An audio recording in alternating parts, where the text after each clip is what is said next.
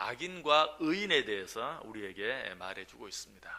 악인은 어떤 자인가? 의인은 어떤 자인가? 악인은 어떤 삶을 살고 의인은 어떤 삶을 사는가 하는 것에 대해서 우리에게 말해주고 있어요. 그런 면에서 보면 이 시편 36편은 시편 1편과 아주 비슷한 그런 내용이다라고 말씀드릴 수 있어요.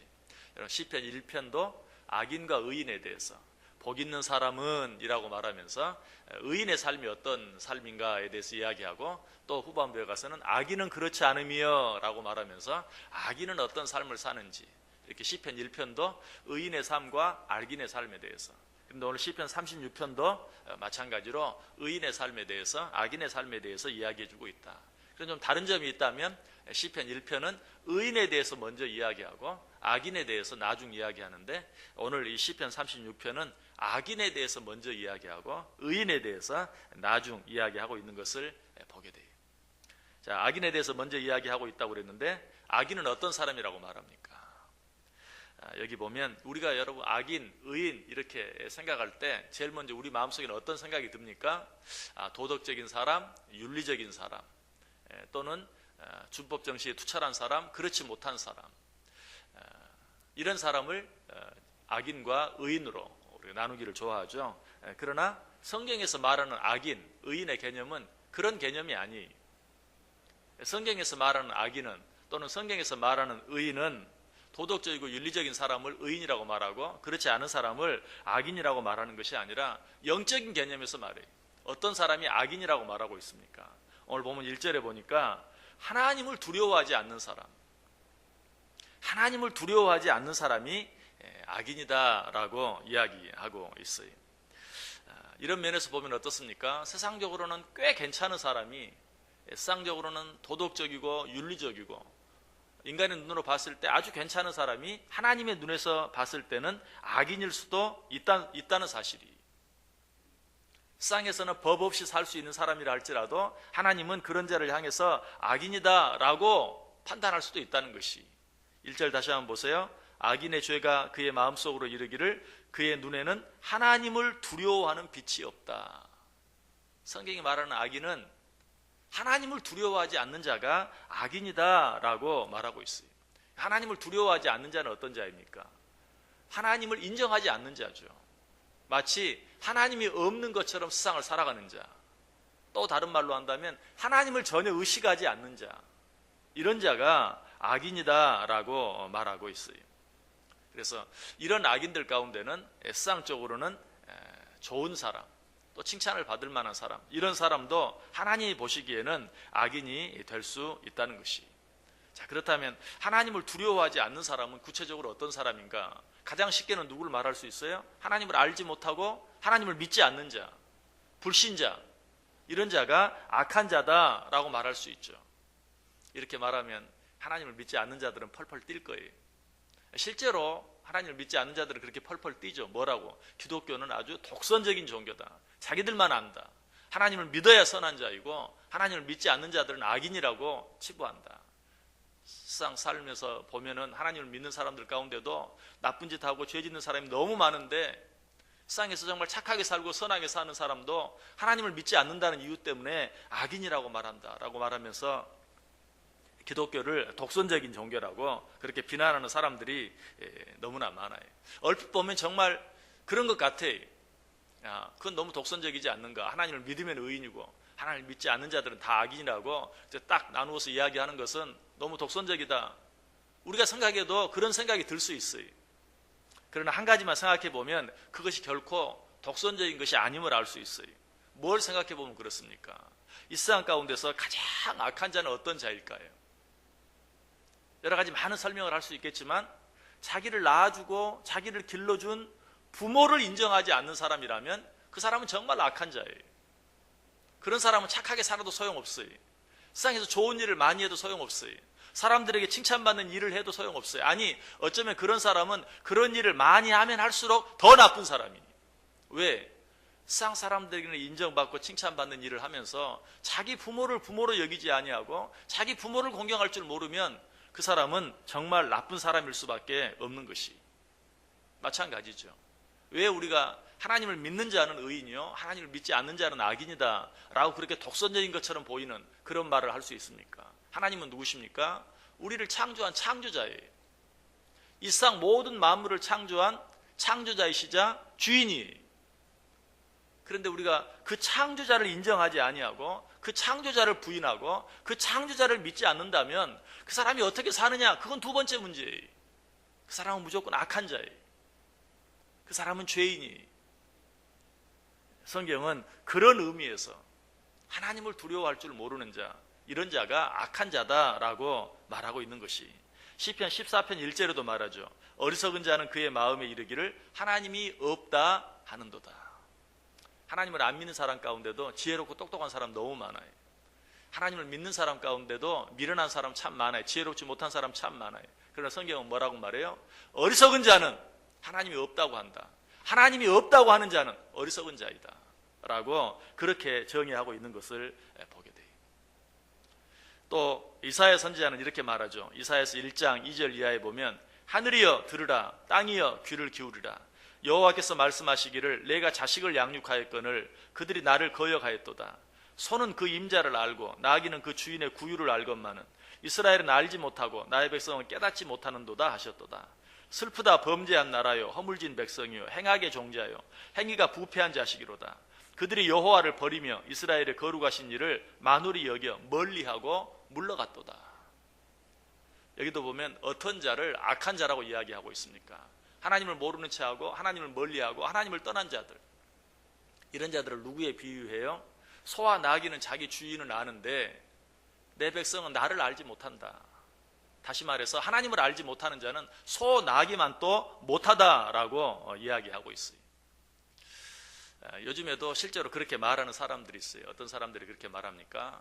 집에서 강아지를 키우는 사람이 강아지는 어때요? 집 주인이 집에 들어오면 얼마나 꼬리를 흔들고 반가워하는지 몰라요. 그런데 실제로 내 자식은 그렇지 않아요. 뭐 부모가 들어와도 번둥 만둥 보는 채 마는 채 차라리 누가 낫다? 강아지가 낫다. 여러분 이 말은 최근에만 생긴 말이 아니죠. 머리 검은 짐승은 거둘 필요가 없다. 여러분 그 말이 어디서 나왔어요?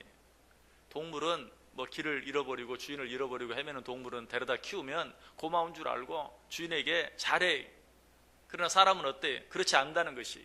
그렇게 잘해 주었는데도 후에 배신하고 미워하고 하는 그런 모습을 보면서 머리 검은 짐승은 잘해줄 필요가 없다 하는 그런 말이 나온 것이 오늘 하나님께서도 그런 마음으로 이야기하고 있어요. 소와 나귀는 자기 주인을 아는데 이 백성은 나를 알지 못한다.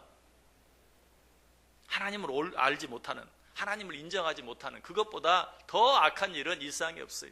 마치 자식이 부모를 부모로 알지 못하는 것보다 더 악한 일이 일상에 없는 것처럼 하나님을 알지 못하는 자들은 단지 소나 나귀만 못한 것이 아니에요. 하나님을 알지 못하고 하나님을 인정하지 않는 자는 땅이나 산 같은, 동물이 아니라 땅이나 산 같은 생명이 없는 자연 만물보다도 못해요. 왜? 성경을 자세히 보면 산이나 땅 같은 이런 무기물 이런 것들도 하나님을 안다, 창조주를 안다라고 말해요. 시편 97편 4절 5절에 보면 그의 번개가 세계를 비추니 땅이 보고 떨었도다. 산들이 여호와의 앞 곧 온 땅의 주 앞에서 밀랍같이 녹았도다. 산도 번개도 창조주 하나님 앞에서 떤다, 밀랍같이 녹았다라고 이야기하고 있어요. 실제로 성경에 보면 그런 일이 있죠. 하나님께서 시내산에 강림했을 때 산이 어떻게 했습니까? 출애굽기 19장 18절에 보면 시내산의 연기가 자욱하니 여호와께서 불 가운데서 거기 강림하심이라. 그 연기가 옹기가마 연기같이 떠오르고 온 산이 크게 진동했다. 하나님이 산에 강림하시자 산도 떨었다는 것이. 그런데 일상을 살면서 하나님을 두려워하지 않고 산다면 여러분 그 사람은 어때요? 소나 나귀만 또 못할 뿐만 아니라 산이나 땅보다도 못한 자들이다. 생명이 없는 존재보다도 더 못한 자다라고 말할 수밖에 없어요.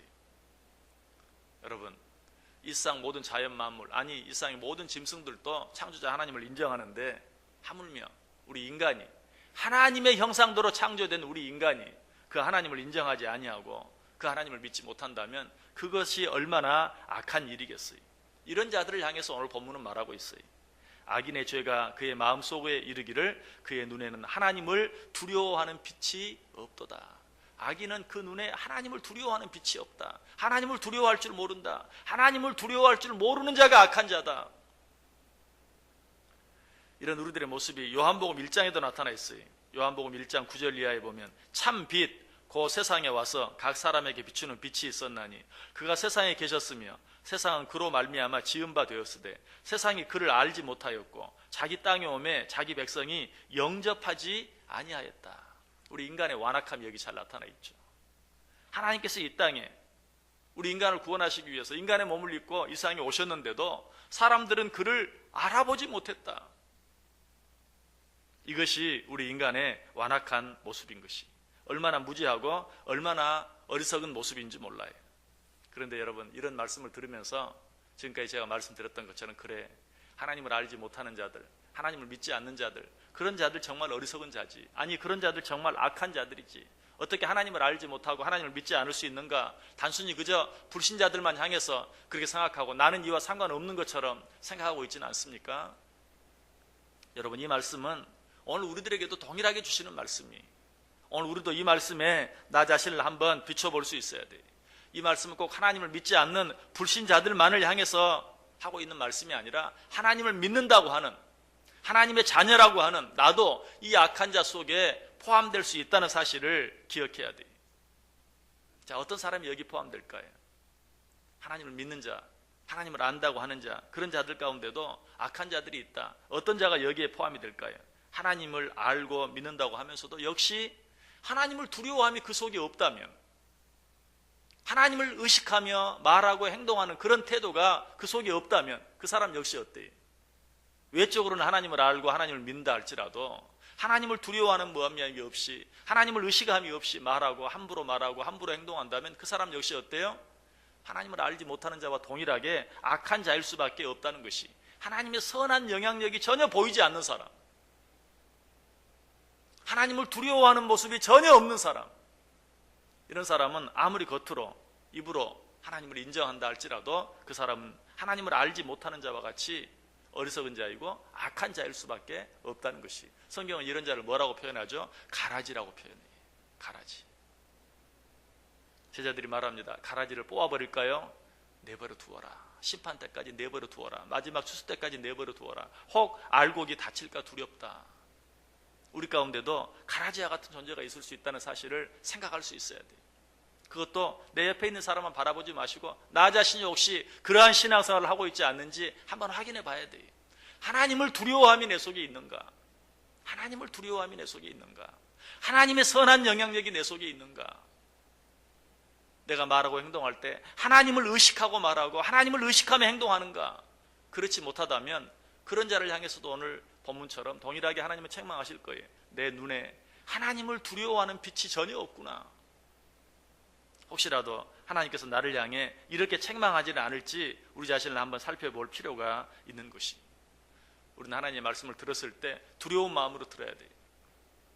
여러분, 새벽마다 우리가 하나님 앞에 나오는 이유는 하나님께서 오늘 내게 뭐라고 말씀하시는가, 오늘 하루 그 말씀 붙잡고 살기 위해서 이 자리에 나아오는 것이, 하나님의 말씀을 듣고도 이 하루 그 말씀과 전혀 상관없는, 그 말씀은 아예 생각지도 아니하고 살아간다면 그 사람이 어떤 사람이에요?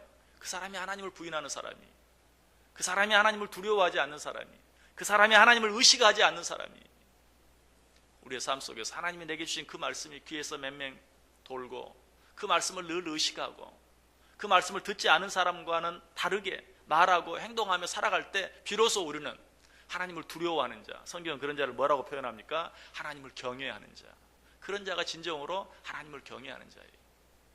성경은 그런 자가 복이 있다라고 말하고 있어요. 하나님을 의식하며 사는 자가, 하나님의 말씀을 의식하며 사는 자가 복이 있다. 그리고 성경은 말합니다. 내가 그런 자와 함께 할 것이다. 내가 그런 자를 가까이 할 것이다. 여러분, 이 한 해 하나님을 두려워하며 사는 한 해 되시길 바랍니다. 그래서 하나님께서 그런 자들, 여호와를 경외할 줄 아는 자들에게 약속한 그 축복, 하나님께서 그런 자들과 가까이 해주시겠다고 했는데 이 한 해 정말 하나님을 두려워함으로, 하나님을 경외함으로 하나님과 가까이 하며 살아갈 수 있는, 또 성경 다른 것은 뭐라고 말합니까? 하나님을 가까이 함이 내게 복이라. 결국 하나님을 가까이 하는 건 뭐예요? 하나님을 의식하는 것이죠. 여러분, 멀리 있는 사람 의식합니까? 아니, 가까이 있는 사람을 의식하는 것이죠. 하나님을 의식한다는 것은 하나님을 가까이 한다는 것이, 성경은 그런 자가 복이 있는 자라고 말하고 있어요.